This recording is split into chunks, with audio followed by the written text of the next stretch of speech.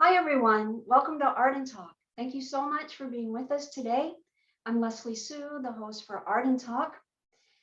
So today we're continuing to bring you another artist from our series celebrating Christmas in just a few days. And we're looking at artists who have been influenced by the life and teachings of Jesus Christ and how this plays out in their artwork. Today, with our guests, we're going into an unconventional style, an unconventional perspective. Our guest today has a strong, loving faith and presents her artwork in a way that is true and authentic to her. She's a self-taught artist, and she is in the style of pop surrealism and also fantasy. And we'll be diving into her art and her journey and looking at some of her beautiful artwork as well, and tying it all into the Christmas season and tying it all into love and faith and art and how this all plays out for our guest artist. So again, thank you so much for being with us today. I'd like to welcome our guest for today, Deborah Blount. Hi, Deborah. Hi there. And kind of is it Leslie, right? Yes. That's why I make sure I know that we've been corresponding. Thank you so much for having me here. It's more of an eclectic. And I think what you said is unconventional. And I'm going to use that because yes, it's more eclectic and unconventional. So thank you for using it. What made you think of that when you and I have to ask you, I was just so overjoyed when you approached me and I was like, where did she find me? This is awesome. So thank you. Yeah, well, we're so delighted to have you here. Well, Art and Talk is all about meeting artists and being inspired. We're an open platform, and we want to explore the art and the artist and kind of get into the mind and the heart of an artist. And we honor each artist's journey. So we're just delighted that you're here, and it's wonderful to explore where we're going with your artwork because you have such a deep faith with the Holy Spirit and with your reverence. And I think that we're just going to explore how your faith plays out for you in your artwork. So yeah, so unconventional in I guess perhaps looking at it from the norms of tradition, Mhm. but allowing it all. It's all good. It's all perfect. So let's go Oh, ahead and start with, yes. you have a beautiful story with your grandmother when Mm, you were quite young, and that really played a significant role. Can you share that with us? sure. Yeah, I'd love to.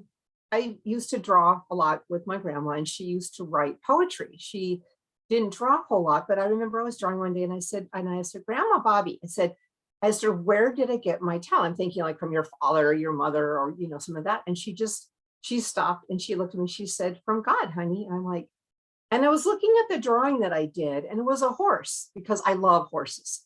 And I thought, well, a horse isn't God, and that was my first thought. And she said, but God creates all things and God is in everything. And she said, so I said, but where did I get my talent? She said, again, from God. And I'm like, and it took me, I have to be honest, it did take me quite a long time to grasp that concept because I was trying to understand with my kind of weird style, and I won't go into it too much because of time constraints, but I've been into some very dark stuff.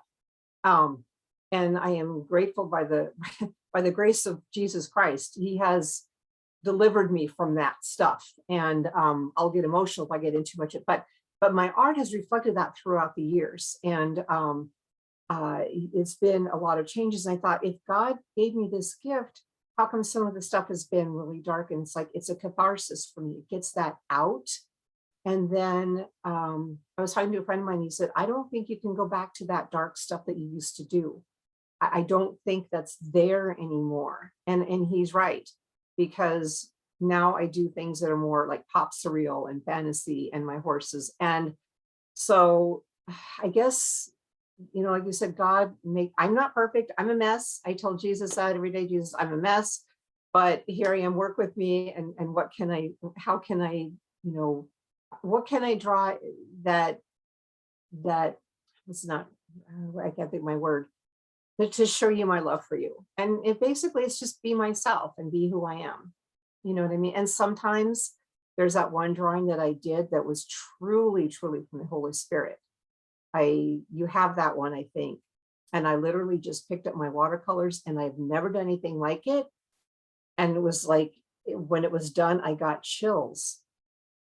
And that's not something I do all the time, but it was something that was just like, I'm here. I'm here. Whatever kind of artwork you do. I don't know if that makes sense, but anyway, my art usually speaks for me. And a lot of people ask me, well, where do you get your ideas? I'm like, I just do. They just come out. And I've always loved fantasy, and I love horses, horses, horses, horses.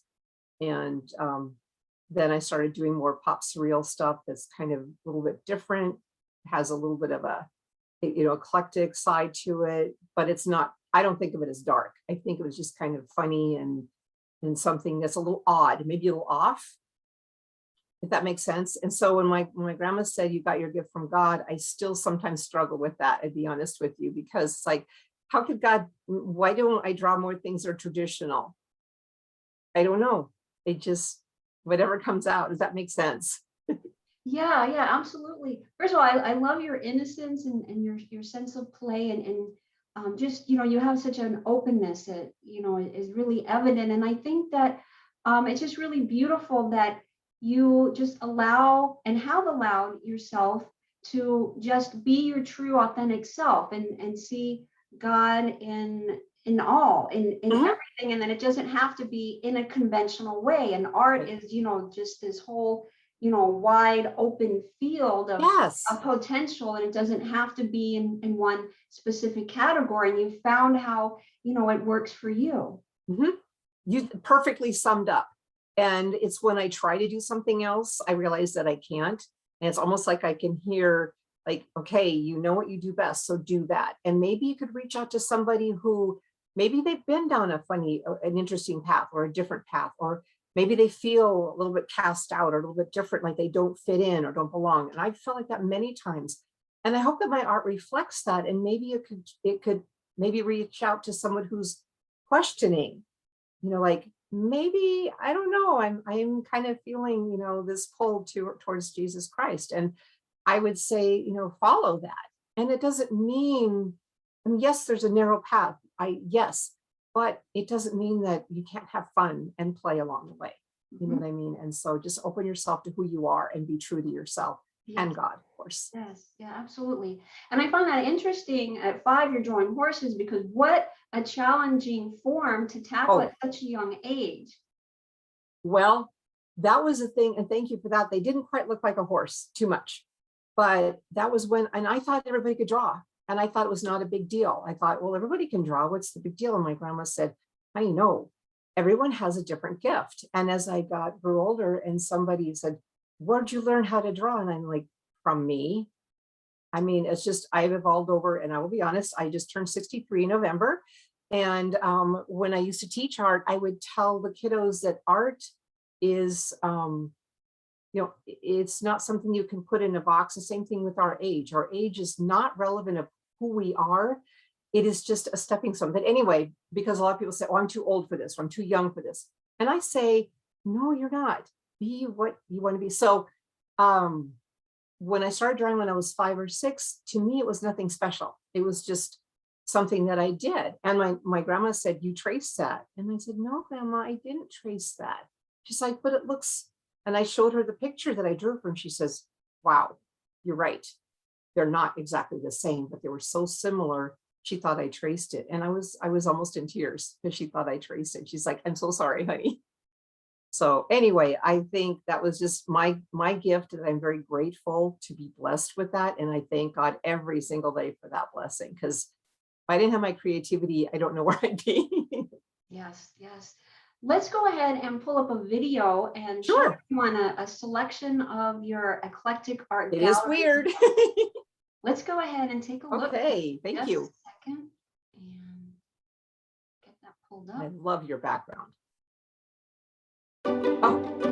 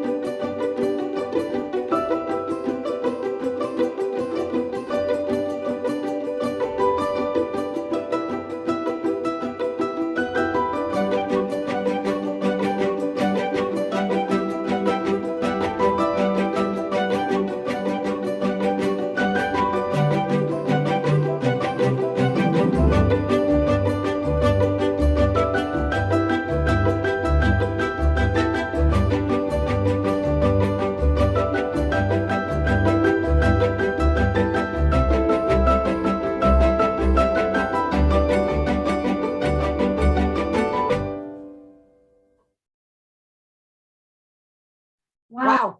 Yeah, that was so magical, and such creativity and a lively imagination.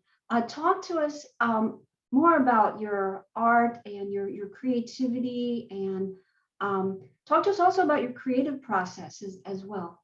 Oh, well, creative processes. Sometimes I'll go for weeks or months without drawing anything, and then all of a sudden I'll pull out a pad of paper and I'll draw 20 drawings all at once, and then I'll go back and redo them. So my creative process is I don't really know where it just kind of I'm inspired by the things that are, like I said, a little bit odd. And my art, I at one time I used to just do black and white only, never did color. And then I met another artist and she just slowly introduced me to watercolors and I fell in love with watercolor. So what I like to do is kind of do a juxtaposition, one of my favorite words, of things that are very colorful, a little bit different. Like it looks a little odd, a little dark, but there's a lot of color in it. So it's almost like just juxtapositioning of dark and light, which is something very powerful in me or to me, that there is darkness, but there's also always that light. There always is that light, no matter what. And even sometimes when things feel really dark, and I will share real quickly, I had a baby girl who didn't live very long. She was only 23 months. This is back in 1980s, early 80s. So a lot of my art reflects a sadness, but yet there's also color in that sadness, so that the sadness is there, but there's also color and light and love in there. And I think someone actually made a comment, do you know that your daughter Angela is in all of your artwork? And I went, I never thought of that, but I think she's right, because I see that now. I look at the eyes and I see the sadness, but I also see the love and the color that's there, the brightness in the darkness. I think that's best. Yeah, it's beautifully said. And I think that ties back to what you said earlier, Deborah, that also through your art is a very strong healing component for you as well. Mhm. Human Healing, healing, yes, healing. definitely. Oh, absolutely healing. That my art is, for me, that is the number one. It is very healing for me. And I a lot of times will say to somebody who says, I can't draw. And I said, you can pick up a paintbrush and paint, and you can do that because that gets those feelings out. And it is an amazing way to heal. Truly, you're right. Mhm. And there's a lot of emotion that comes out through your art as well. Oh, I'm wondering where the inspiration comes from. Like you have like almost these like very magical beings, or when you represent animals like the snail or lions or any of them, they come. You highlight different areas and you really animate them and you make them look so much more magical than if we were just actually looking at them. That where does that come from? Just your super strong creativity. I think a lot of different places. I love animals. I always have. And I have seen animals as something very special to me. And I've always had lots of animals growing up. So for me, they're more than, a lot of people just look at animals. Oh, there's a lion, there's a cat, there's a dog, there's an eagle. But I see into that creativity, that which God created is not just that thing. It is more than that. And I try to bring out all of that. And I have a hard time with my words, but you're nodding. So I think you kind of get to bring that magical or that spiritual part of that little creature or that little being. That is so beautiful. It's almost like you bring a spiritual awareness to our physical eyes so we could actually look around the world in a completely different way, the way that you see it and the way that you represent through your art. I'm going to remember that because that's perfect. So thank you for that. That's what I was hoping for, that it might elicit somebody thinking, I never thought of looking at something that way. Like, I think I sent you an eagle that I really love, this eagle. And it's not a traditional eagle. And I said to somebody, I draw horses but I don't draw the realistic horses. I try to do my best to bring out their power, their beauty, their magnificence, their strength, rather than the, hyper realism, which I don't do. And I admire people who do, but that's not my area. So for me, it's a horse, like that first white horse, but it's power, it's beauty, it's it's saying, I can do this. And to me, that's like what embodies, I think, a lot of people when they're kind of like not too sure of themselves, maybe. And I don't know if I sometimes ramble, but I think to bring that spiritual side, maybe people can look at it differently and themselves too. Yes. So there's also an element or a message of empowerment Mhm. for the viewer as well. Very much, I hope. Yeah, oh, That's absolutely, yes. good, good. And it looks So like you like to work in ink and watercolor. You draw and paint, or are those kind of your favorite media? yes, I started drawing with the old-fashioned pen and ink. You know, the ink, the little inkwell and the pen with the nib. That's the sharp things that you always poke yourself with. And if you make a mistake on it, you're that's it. You're stuck with that. And I'm looking at one up here that's a little bizarre, so I don't know if it's not really appropriate, but it has an ink blot that I worked into the drawing. It's not inappropriate, but it's just a little strange. But anyway, that's kind of my stuff too. Then I also started just recently getting into digital art. So what I'll do is I'll do a drawing, add some ink and watercolor and even Crayola crayons, but it has to be Crayola. I'm sorry, but I've tried other ones and they don't work as well.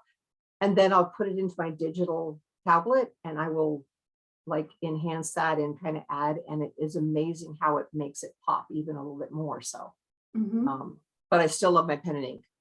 I started doing pen ink. I have a pen that I've actually had for 40 plus years that I just love. Right. And do you find that there's this pattern still now, Deborah, that you had spoken about, that sometimes you don't do drawings for quite some time and then all of a sudden you have this like huge burst of inspiration? Yes. You're saying like you do 10, 20 drawings at once, and then does that seem to be a pattern that exists now in terms of like your inspiration and creative process? I think so. I think it is. I mean, it's just interesting how I keep looking at it because I have a stack of drawing pads like this, and I will just open one and I'll have an idea like, oh, I want to get a part of this done. And then I get another idea. Sometimes when I start one drawing, I'll see in that drawing something, an image for another drawing. So it's almost like one will add to another and they're not the same, but I'll start drawing something and then my mind starts to go over here. And I'm like, well, we need to focus on this one, but no, turn that page and do another one. And I remember my mother telling me one time, she said, when you're drawing and doing your art, she said, the whole world could explode and you wouldn't know it because you are so in that. I mean, it's like this inner sphere or something. What a beautiful world to be in. It is. It's a little strange, but I love it. And so, yeah. Let's go ahead and let's pull up some images and elaborate on them if you would. Sure. Okay. All right. Okay. My Christmas elf. Love it. So, you see the mistletoe over here, right? And I think her face, her eyes to me are just something that are wide open. They're innocent, but there's something in there, I think, that might evoke different feelings from different people. So I love that you picked that. She is watercolor, actually canvas first and a little bit of digitally enhanced, but to me, the eyes are like the most important part of my artwork. Because you focus really on the eyes. That's it's an important element for you to really emphasize. And it's interesting how you can see the eyes are expressive. The same with the mouth. It's almost like kind of there's a little bit of mischief there, I think. Yeah. And there's that element of innocence and play and magic. You really have this element of magic. Thank you. I really appreciate that. It just because she's obviously not, the perspectives are off, of course. And I used to worry about that. And then I thought to myself, don't worry about it. Don't worry that the perspectives are not right because you're not doing a realistic piece. You're trying to evoke, like you said, magic and something fun and playful. And I love how what I mentioned before, Deborah, how you're very true to yourself. Like you don't have to have it look representational. You don't have to have it be conventional. You don't have to have it in a certain way. You really allowed yourself to be, just like an open vessel and to just really have an authentic, true voice of what is right for you. Wow, thank you for that. Yes, and I used to struggle with that, Leslie. I used to really try so hard to do something that I thought was right. And then I realized, and this was through a lot of prayer. And when I say meditation, I mean through prayer, is like, just do what you know how to do what you do best. And so when I let go of the trappings of what people think is right or wrong, and I just allowed myself to just do what I felt, it was amazing how that transformed. That was about 20 years ago. So fairly recently for me. Mhm. Let's go ahead and look at the next one. Mhm. Oh, I Ooh, don't that's have it on pretty. there. All right, hold on a second. Let me stop the screen share for a second. I'm not sure how those got on there. Okay. It's okay. I like them. Yeah. Oh, there's my eagle. Yes.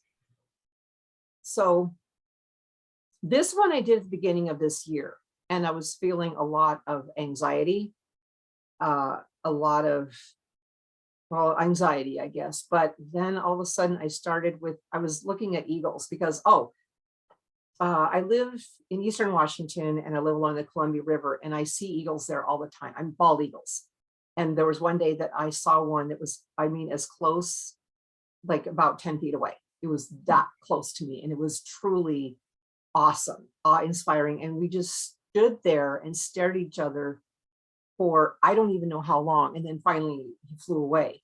But I felt, oh my gosh, what a beautiful blessing. And then I've been there lots of times where eagles have either flown over my head or they land on a tree and they're just right there. And so powerful. So for me, with the anxiety that I was feeling and a lot of the stuff that's been going on, with lots of things, but anyway, not gonna go that way. But I just started throwing down the eagle's head first. And I was going to do a realistic eagle. And I thought, nope, let's just blow the colors. And then the talons were very important to me to be powerful, saying, you got this. You've got this. You've got this strength and flowing and mystical, magnificent beauty. And no matter what's happening in the world, focus on what's in front of you and what is real and what is from God, if that makes sense. Absolutely. And that was so beautifully worded. And Thank you. I love the feel in this, what you have just shared and the powerful message, and of course the visual aspect and your talent and creativity coming through. And it just like it jumps off, like you feel the flight of the eagle. You feel that majesty and that power through your line and your shape and your colors, and also like fiery colors too. Mhm. There's like so much symbolism really going on in here. Thank you. And just one thing I want to add to that. When I was at the river and there was an eagle, I heard the wing as he took off. I could hear the flight, meaning the wings literally beating into I can't even describe it, but I could hear the flight of this eagle. And so I wanted to portray that here of, you can't hear it, of course, but the beating of the wings as he took off and the ruffling of the feathers was just incredible. It was just a magical experience. Well, it's interesting. I'm glad you shared that. So that sense of sound, not just actually seeing the eagle, but that sense of sound with the wings, when you went back into your studio, that was important for you to incorporate as well. And then somehow. Yeah, absolutely. Yeah, absolutely. Thank you. So this was inspired by your close encounter with the eagle. Now, did you photograph it, or did you come back to your studio, and did you just work from memory? Were you looking at an image of an eagle to get kind of like some of the aspects of it, or how did that play out? All of the above. I did take some photographs. They weren't the greatest ones because I have my iPhone, but I was studying as I was looking at, I don't know, him or her in the tree, and the images kind of like sort of burn into my mind, so that when I got to my studio, I did have the pictures and I did look at them, but I could see more in my mind's eye of what I wanted and his face because he looked directly at me. And now his beak wasn't open, but he was still, it was almost as though, what do you want? You know, and like I said, we just stared at each other for the longest time. So it was imprinted in my mind. So when I got home and I was so excited to get it down on on paper with my pencil. And then of course you can see that's digitally enhanced too. So mostly from up here. Beautiful. Thank you.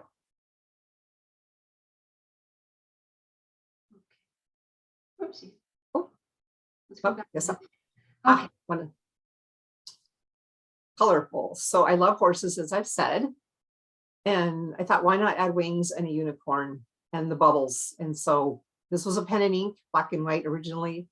Then I added the colors with my digital tablet, and I love purple and blue. And so this is to me the magical, playful side of horses, that if there could be a horse that I could have, it would be this. And of course, it's not real, and I know that it's not real. You know what I mean? It's like, well, I feel like, well, your fantasy stuff is fantasy. I'm like, right. It's the playful side. It's what we know isn't real, but it's something that's just something we can imagine and have fun with. Mm-hmm. I love it. The color and the magical Pegasus. And I just find it amazing because I feel that, with your, being self-taught, to really be able, to master this is I think, quite a feat in and of itself. And I love the feel of the bubbles, the colors. It really has just such a magical, very floating, ethereal vibe to it, Deborah. It's just beautiful. Well, thank you. I will add that I had horses when I was younger, and I've studied horses, and I've studied a lot of animal anatomy, and especially horse anatomy. So when I say self-taught, I have bought books on, they have some amazing anatomy for artists books that are specifically for an artist to look at the anatomy of a horse or other animal, because horses are the one most difficult animals to draw because you can't cover it with hair or fur or feathers. So it's taken me many years to perfect the horse, to get it the way I want. And sometimes it doesn't work, but this one is more just fun. Mm-hmm. Yeah. But that's still quite a lot, in terms of, you are self-taught, of course, using books and aids and, to understand the anatomy. And also looking at the eye too, we see that, that important element for you to the eye, whether it's an animal or a human, and to give it that, that special kind of mystical vibe. Thank you. Yeah. Lots of practice. Okay. There it is. This is the one. I was sitting at my window, and it was earlier this year. Actually, it was right around April. And I had my paint out on my paper, and I didn't know what to draw. So I just literally picked up my brush. This is no ink. This is strictly only watercolor. This is no ink, no digital, anything. And I just started doing this, and it was almost, I don't want to say automatic because that kind of freaks people out sometimes, but it was just something that poured through me. And then I looked at it and I went, oh my gosh, I wasn't intending on doing this. It was truly something that I never thought that I could do. I've never done anything like this before or since, for that matter. And it is, yeah, I'm kind of amazed at it myself. Like, where did this come from? So I don't know. It's just one of those things that I can't explain, but it was there. Mm-hmm. And just as you said, Deborah, just kind of flowed through you. Yeah. It did. Mm-hmm. So I like the colors there, and the sunlight coming through here, and a little bit darker on one side, but it's almost like, I don't know, it's just, you could probably stare at this and get all kinds of ideas or thoughts, or however it affects you, the viewer. Mm-hmm. And what media is this, Deborah?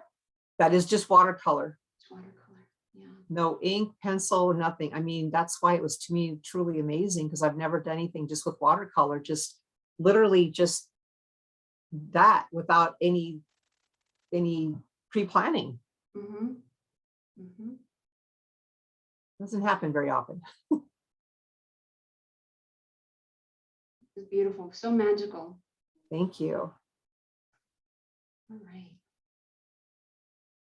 Ah, my Okay. lion. And there's another fantasy lion.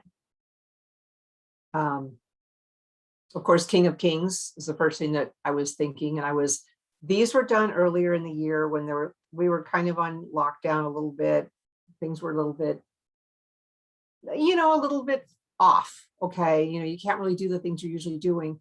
And for some reason, okay, my lions I love lions. I think for me, they portray, and Jesus. I mean, he is the King of Kings. And not that this is Jesus, but I mean, the spirit, this powerful being that, yes, he's very kind and gentle and loving, but he is very, very strong. And he is, I don't know, I can't put into words. I'm sorry.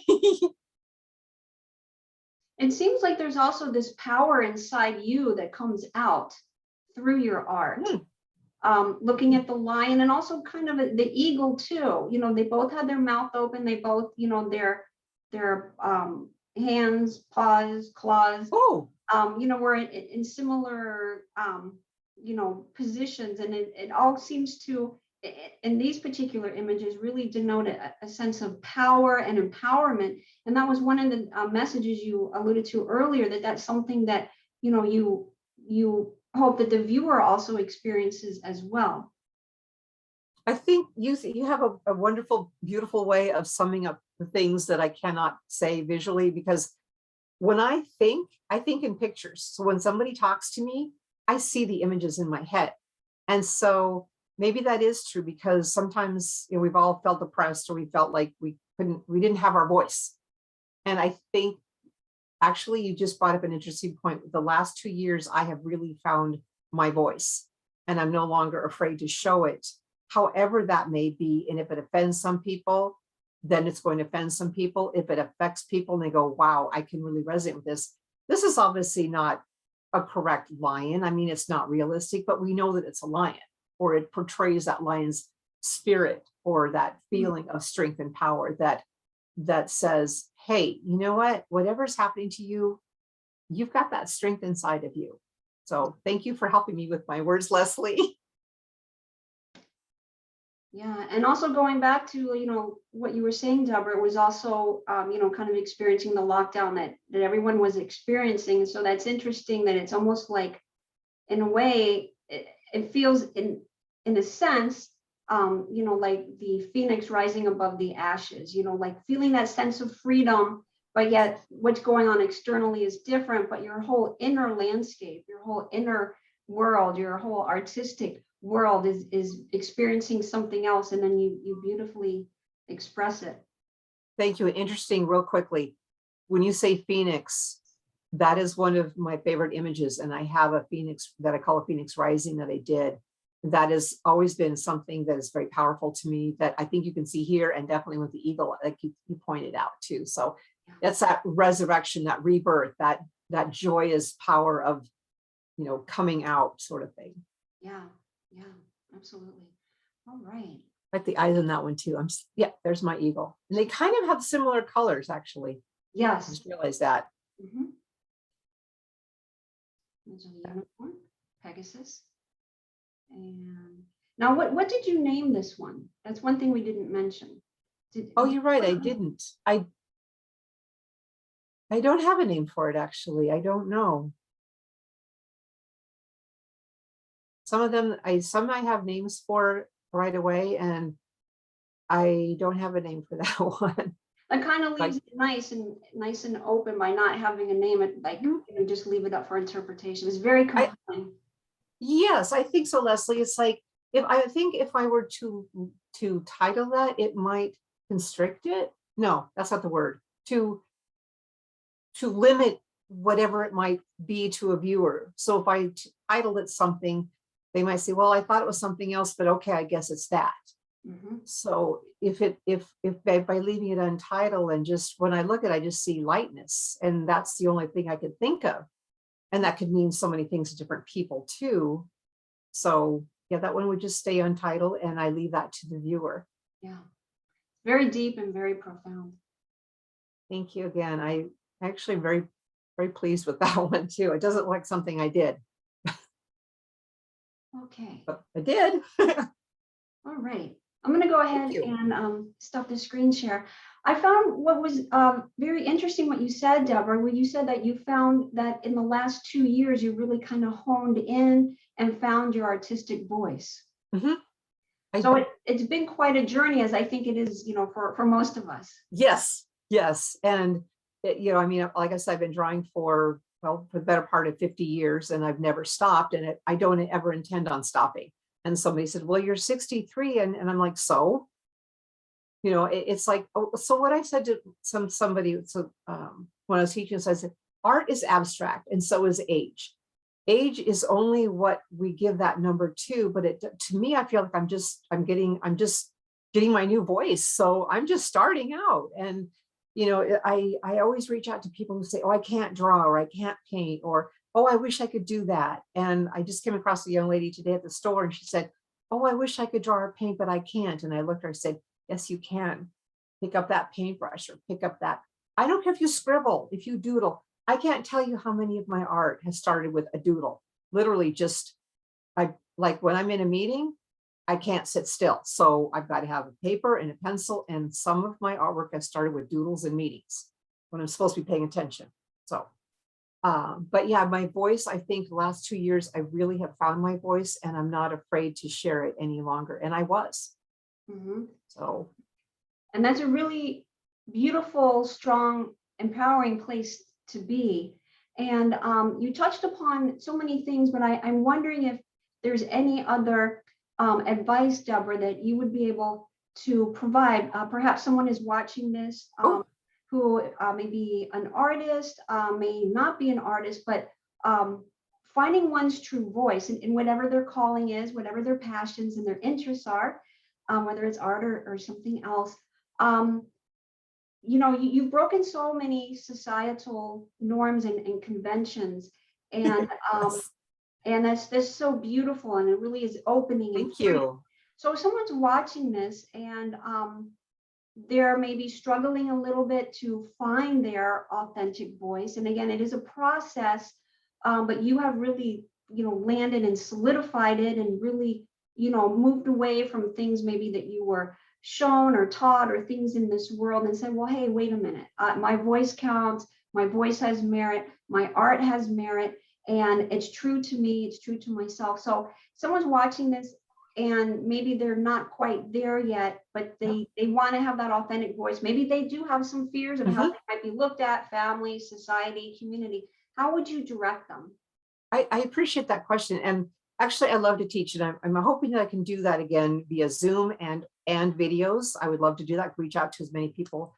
It's not that something I have done yet, but it's in the back of my mind. So what I would suggest is to open yourself up and let down that fear. That's the biggest thing for me, was letting go. I mean, it sounds like a cliche, but there's a let go of that fear and truly let God in and let God speak through you. If it's drawing or painting or music or singing or dance or writing, whatever. I write poetry too sometimes. So however you want to express yourself, or you sew, you knit, or you bake, or whatever you do, let that flow. So he says, well, I can't.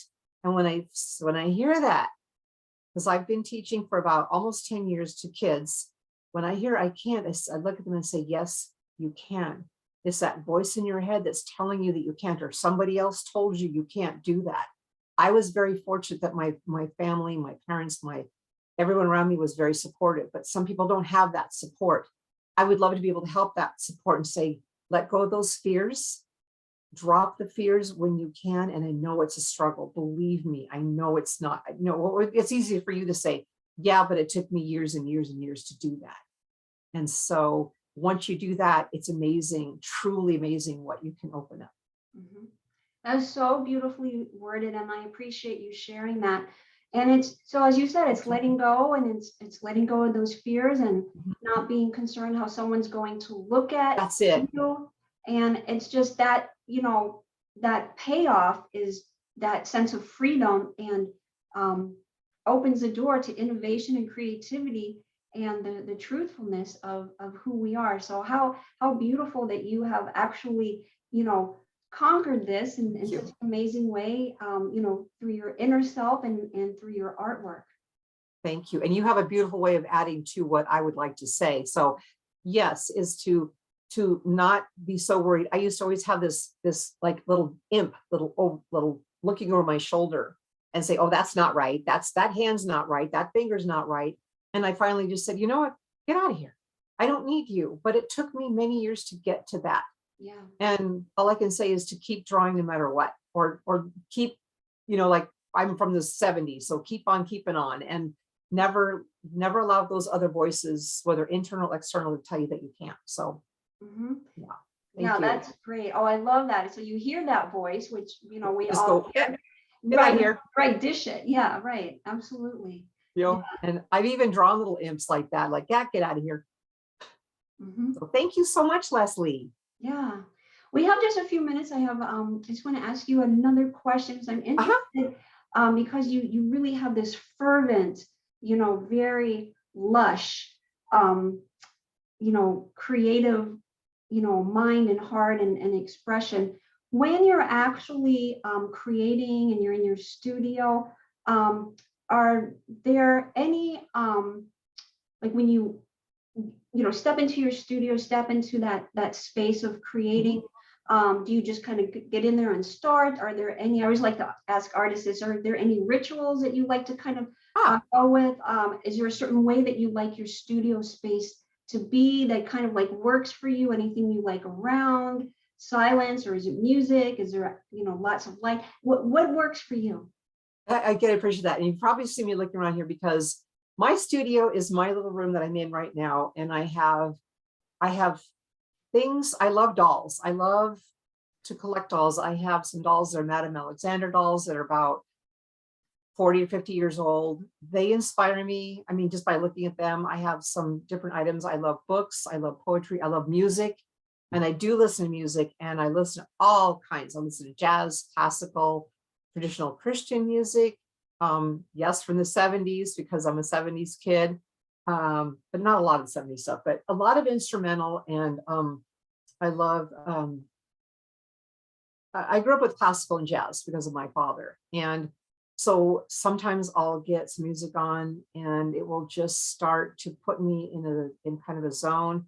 I'll grab my piece of paper.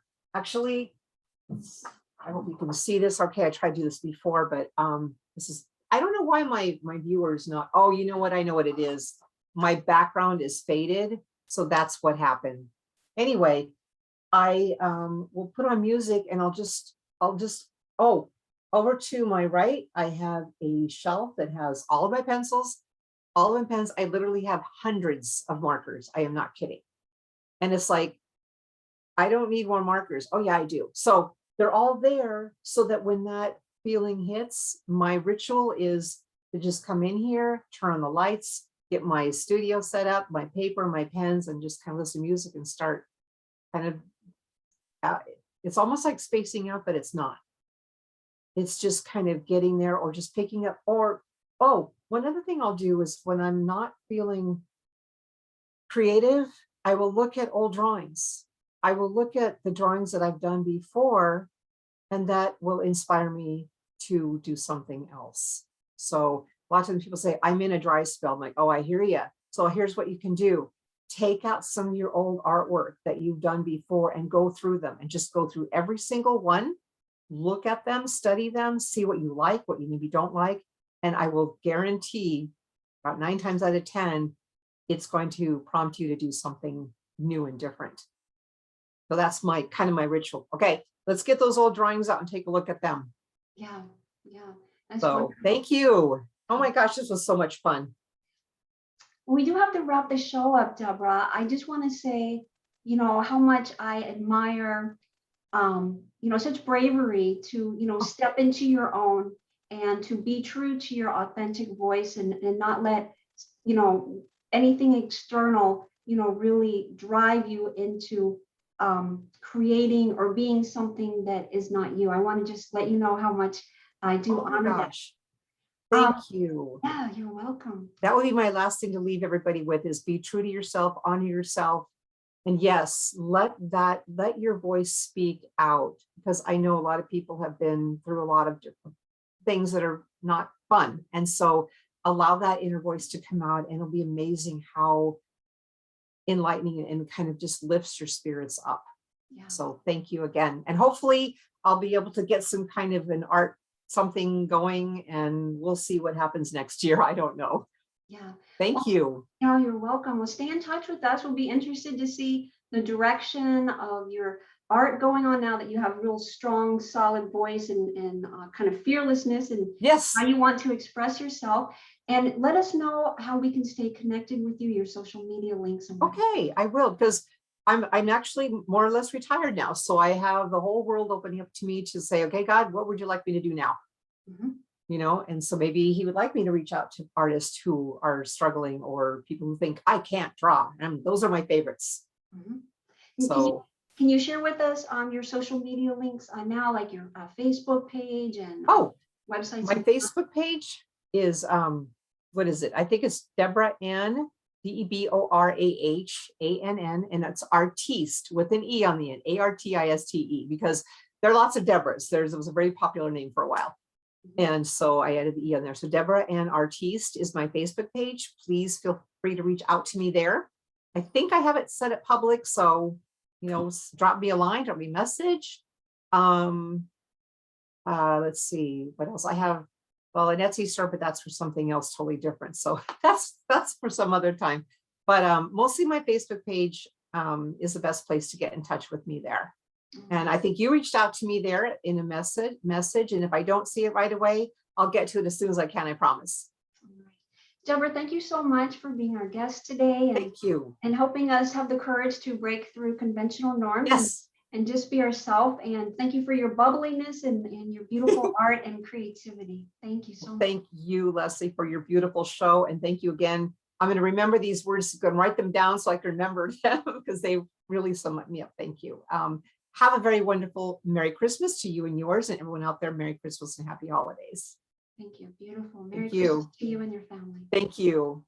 Thank you so much, everyone, for watching today. We appreciate the time you take to watch our artist videos. We hope you've had a moment to jump on our YouTube channel and draw some inspiration, enjoy some of our videos. And Merry Christmas, wishing you and your family, your loved ones, community, a very joyous and happy holiday season. Lots of love and light into our hearts and homes and for the world. Merry Christmas. Thank you again. And we'll talk soon on the next Art and Talk. Until then, be well and be blessed.